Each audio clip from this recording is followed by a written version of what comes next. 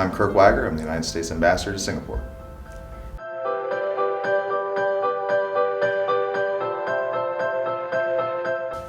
Well, the United States by itself invests about $800 million a year in capacity building throughout ASEAN.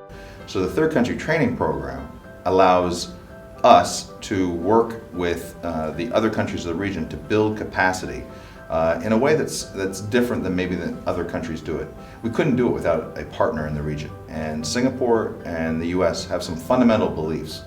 For example, good governance, transparency, and rule of law spurs innovation. It spurs investment, and it also lifts all people up from a country or community up.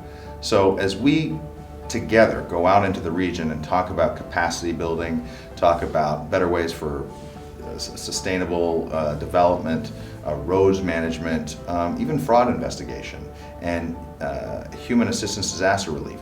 These are things that we believe that we've learned a lot about, both in Singapore and the U.S., and together we can kind of bring the government officials from the region into our zone of knowledge, and also learn from them as well. It's not a one-way conversation.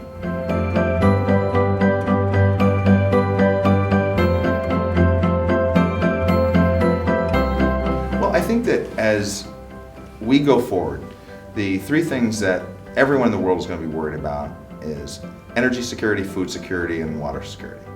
And these are areas that Singapore has addressed specifically and has unique knowledge on some of them, such as on water technology. It's about raising the standard of living for all the people of ASEAN.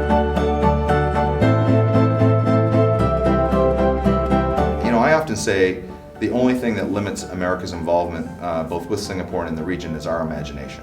I think that there are so many opportunities here. This is such a dynamic region, but no one would say the potential is realized. What I think that the U.S. and Singapore can do in a myriad of ways is talk about, here are the things that this country can achieve if they find their best and brightest, no matter where they come from, no matter what their gender, what their ethnicity, what their cultural background.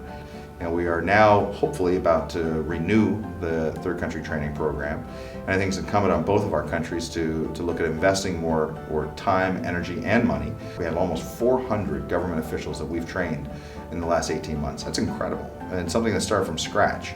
And I don't know your experience, but to have a government program that went from 0 to 75 miles an hour that quickly is kind of rare.